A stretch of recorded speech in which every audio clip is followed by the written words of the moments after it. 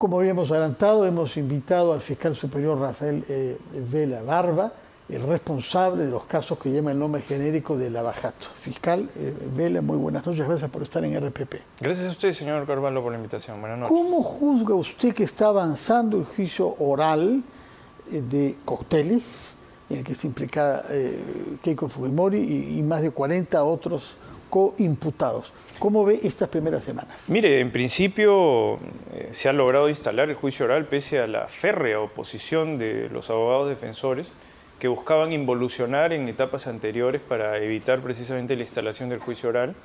El Ministerio Público ha presentado ya lo que son sus alegatos de apertura, que termina siendo una proyección de lo que será el desarrollo del juicio oral. Y ayer, bueno, hemos tenido una noticia que ha sido sumamente importante, porque desde nuestra interpretación determina ya la claudicación de algunos aspectos relacionados con la acusación fiscal. Es decir, ayer ha habido una admisión de la captación de poco más de 11 millones de dólares, casi 12 millones de dólares de las distintas defensas principales, del señor Yoshiyama, de la señora Fujimori, en fin, de otras personas que están en este momento siguiendo el juicio oral. Y eso determina que algo que no había sucedido antes ahora está sucediendo. Eso, el curso causal de cómo eventualmente ahora el desarrollo del juicio oral, cuando se trata de ya admitir hechos que son parte de lo que se ha postulado, evidentemente plantea también la posibilidad hacia el futuro que el desarrollo del juicio oral encuentre soluciones que debieron haber sido tal vez halladas en la etapa intermedia. Más rápidas. Más rápidas, por supuesto. Bien, si se ha reconocido eso, es puesto que se afirma que esos actos no eran delitos tipificados en los códigos peruanos, es decir, no son susceptibles de alimentar un juicio que tiene que ver con organización criminal, con obstrucción a la justicia y con lavado de activos. El reconocer haber recibido dinero legal, según ellos, para la campaña, no corresponde a los cargos bajo los cuales se está llevando a cabo este juicio. Son los hechos, señor Carvalho. Lo que se prueban en el juicio son los hechos y luego la tipificación jurídica, digamos, que son los juicios ya jurídicos respecto de la subsunción de esas conductas en la ley.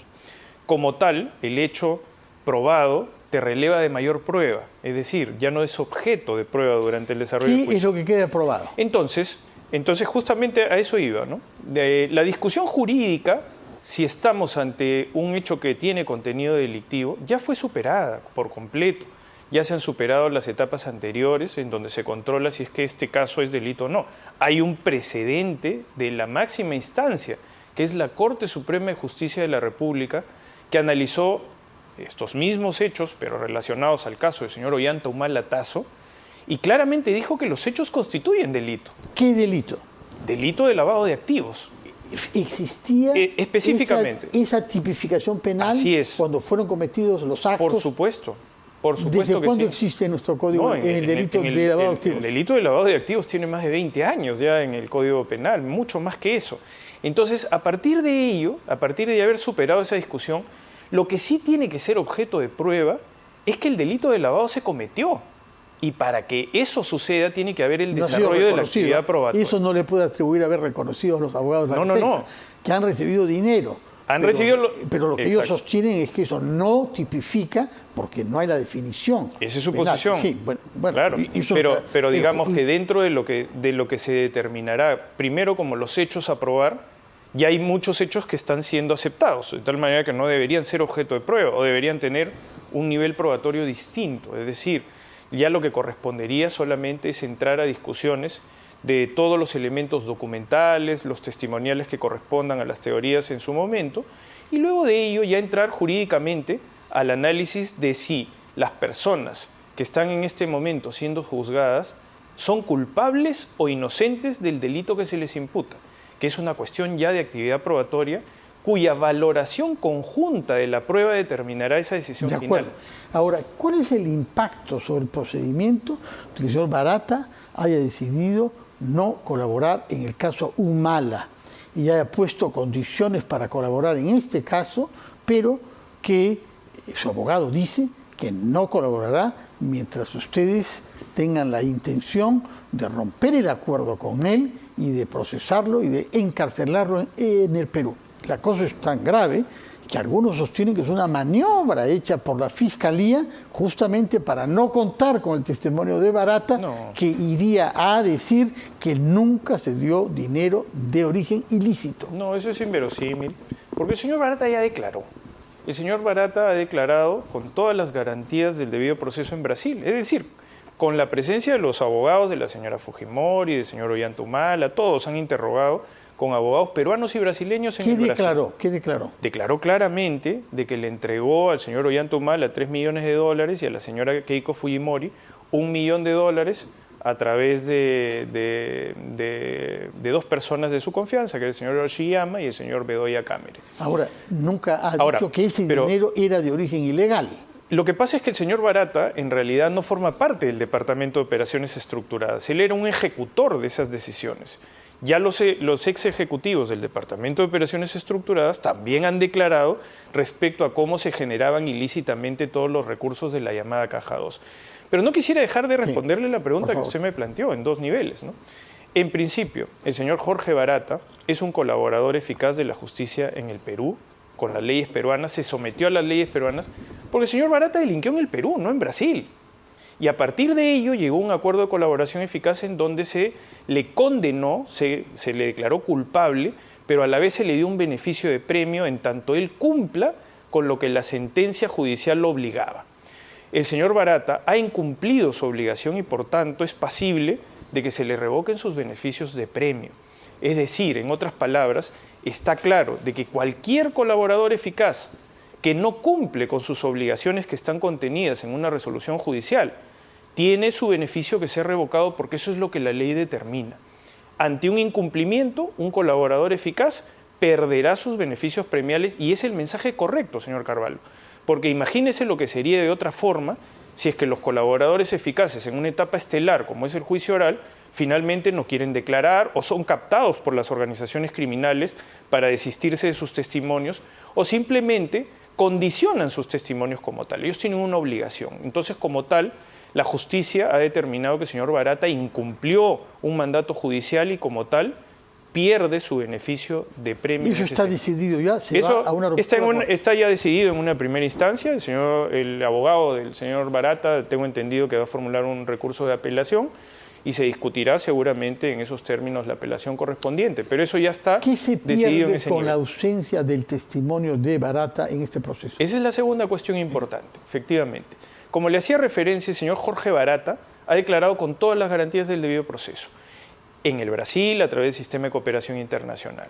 Entonces, como tal, los abogados han interrogado al señor Barata, han tenido todas las oportunidades de hacerlo.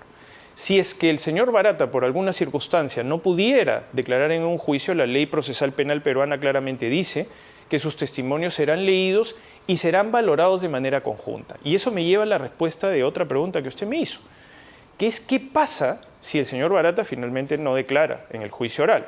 Primero que se leerán sus testimonios, pero tampoco, señor Carvalho, es que los casos se hayan construido únicamente sobre la base del testimonio del señor Barata. En los casos en general, le puedo hablar no solamente de la señora Fujimori, sino en todos los casos Lavajato, el señor Barata es un testigo que ha presentado una versión congruente de múltiples circunstancias, pero que ha generado a su vez que haya otra prueba de cargo importante. Nosotros no solamente tenemos un acuerdo de colaboración eficaz con la empresa Odebrecht y el señor Barata, tenemos acuerdo de colaboración eficaz con la empresa Graña y Montero, ahora se denomina ENSA, con los señores José y Hernando Graña, por un lado, con la empresa COSAPI, y así como tal tenemos múltiples acuerdos de colaboración eficaz que se unen a prueba que hemos obtenido ya a partir del esfuerzo de los distintos equipos del caso Lavajato. Y como tal hemos construido un caso que no depende exclusivamente del testimonio del señor Barata. Ahora, ¿qué aporta el testimonio que vendrá de Jaime Villanueva, que fue un asesor importante de la Fiscalía de la Nación y que ha declarado que usted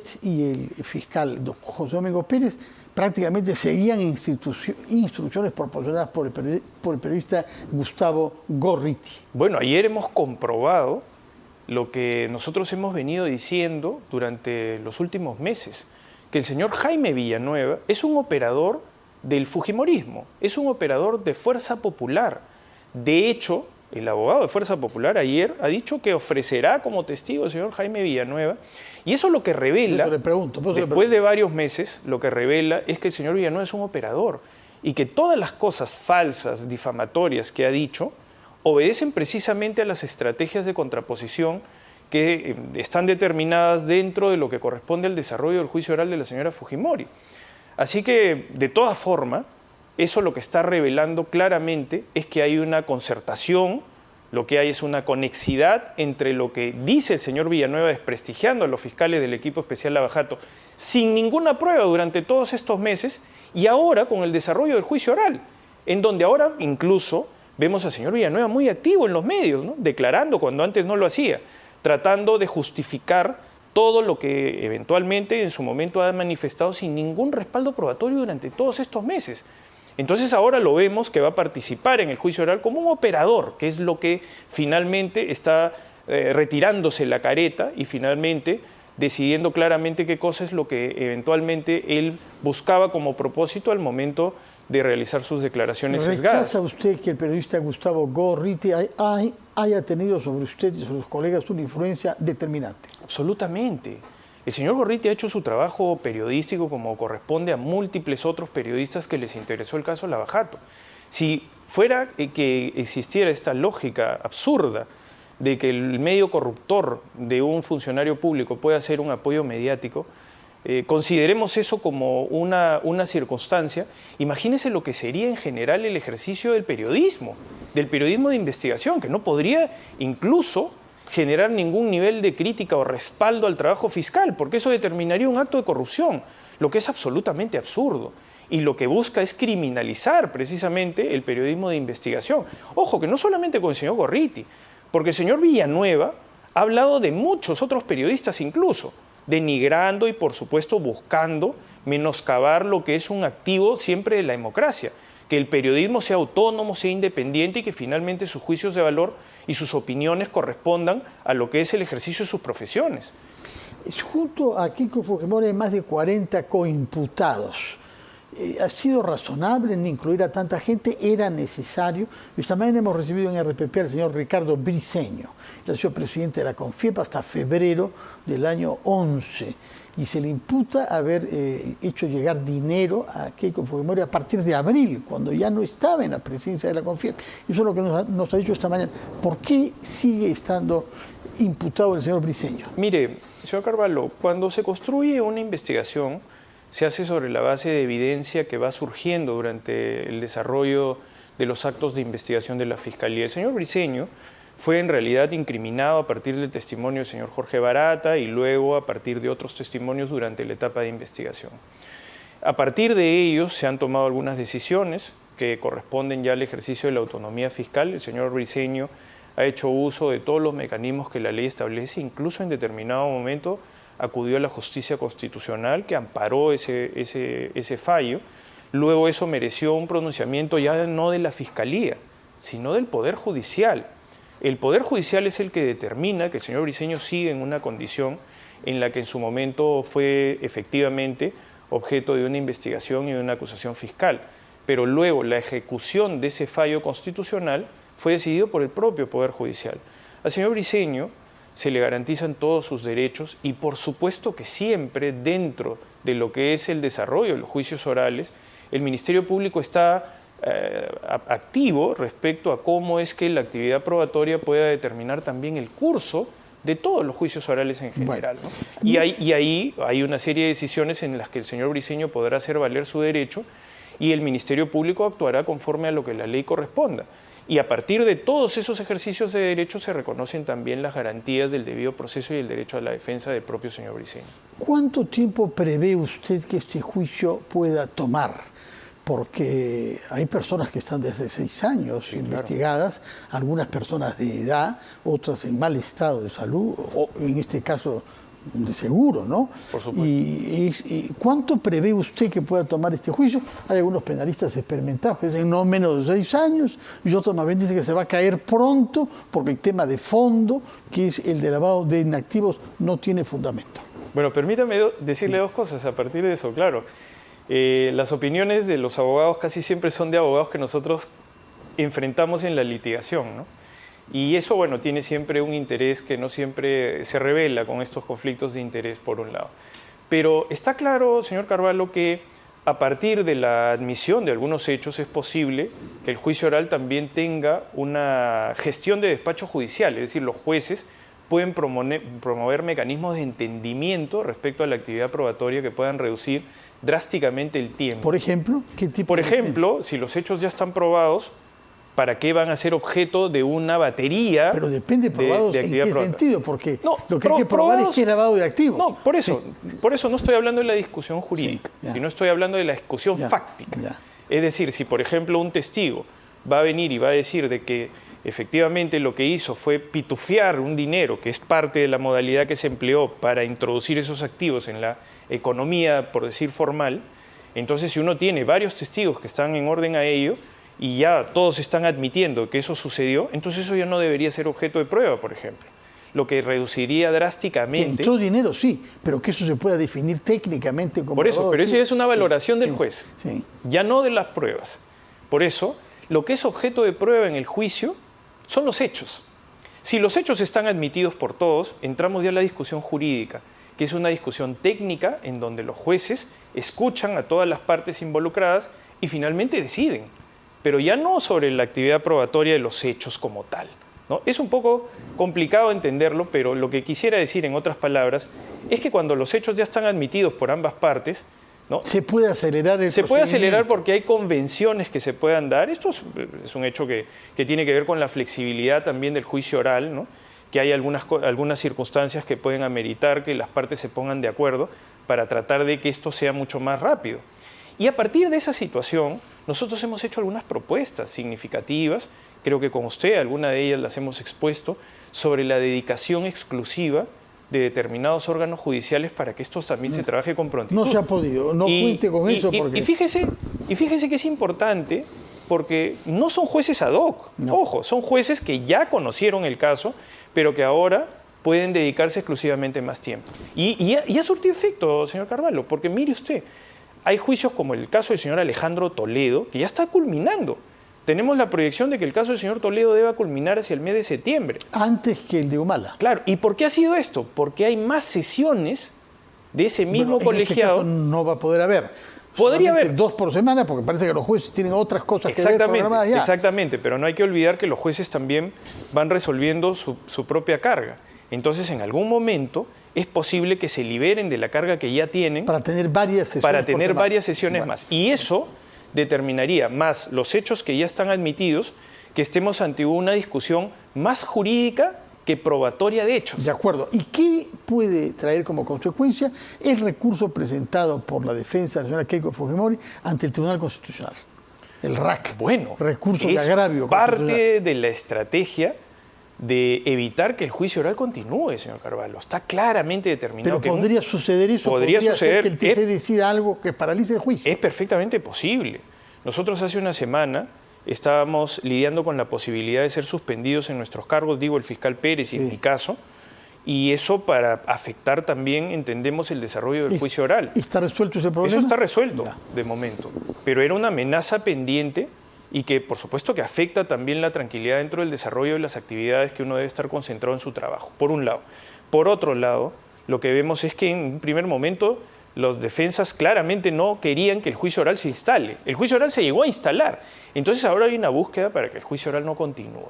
Y efectivamente, la estrategia de acudir al Tribunal Constitucional, hoy día se ha tomado conocimiento de una demanda, pero ya existe otra desde el mes de febrero que está pendiente también de decisión y de conocimiento del Tribunal Constitucional. El Tribunal Constitucional, como órgano máximo jerárquico, autónomo de la interpretación de la constitucionalidad de las leyes y que resuelve demandas de garantía, puede perfectamente también afectar lo que sería el desarrollo del juicio oral. Y por supuesto que es una preocupación, porque de cualquier manera siempre hay que estimar como parte de un análisis la génesis del Tribunal Constitucional. Como usted sabe, señor Carvalho, el Tribunal Constitucional nace sobre la base de un acto político, es decir, de un acto de decisión del Congreso de la República. Y el partido Fuerza Popular tiene una bancada activa que ha votado además también dentro de la elección de los miembros del Tribunal Constitucional. Siempre queda la expectativa de que los tribunos estén por encima de ese origen mediante el cual fueron electos. Bueno. Pero también es una preocupación, como usted comprende. De acuerdo. Ahora, en los últimos tiempos han habido muchas quejas por las filtraciones que hay de documentación y procedimientos reservados de la Fiscalía. Este tema lo ha formulado recientemente la propia Presidenta de la República y sobre todo su primer ministro, señora Delancé, pero la señora Boluarte misma se ha negado a hacer declaraciones reprochándole al fiscal Villena haber permitido que se filtren documentos reservados. ¿Qué contesta usted a este problema general de la Fiscalía? Mire, yo lamento no poder contestar nada en No, ese sobre el aspecto, tema específico Carvalho, no, por supuesto, eso no es la baja. Se trata además del señor fiscal de la Nación y de un asunto bajo su competencia. Sí es verdad que nosotros también lo sufrimos en el caso del señor Villanueva, por ejemplo, ¿no? Que hay algunas filtraciones que van dirigidas. Y yo creo que siempre el esfuerzo de la Fiscalía debe estar orientado hacia que precisamente los aspectos que tienen que ver con la reserva de la investigación y con lo que corresponde al resguardo de los deberes funcionales, tiene que estar claramente determinado siempre en lo que nosotros estamos en condiciones de poder resguardar. Y es verdad, señor Carvalho, que también, por otro lado, el acceso a determinadas piezas procesales no siempre es únicamente de parte de la Fiscalía, sino ahora los procesos ya dejaron de ser reservados.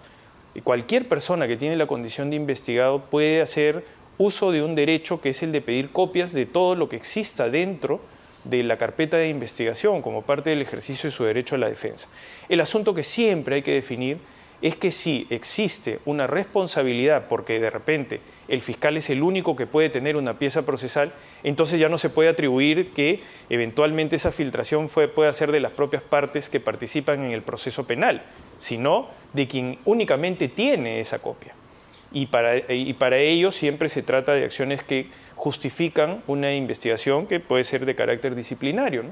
y que tiene que ver con la rendición de cuentas que cada fiscal siempre debe hacia la sociedad cuando hay una queja formulada.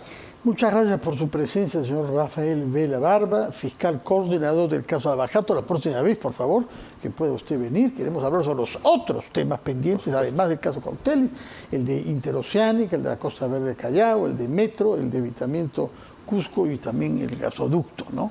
Así es. Temas vastos que no se pueden abordar ahora. 18 acusaciones, sí, que ya muchas de ellas están en juicio oral, señor Carvalho. Bueno, yo le agradezco y siempre atento con esta oportunidad. Muchas gracias. Entonces lo invitaremos a venir cuando la oportunidad se presente. Por ahora le agradezco mucho haber estado acá, sé que es un hombre ocupado y es útil que la opinión pública escuche directamente. Muy buenas noches, señor Vela. Vamos a tomar contacto con nuestra compañera Jacqueline Mesa.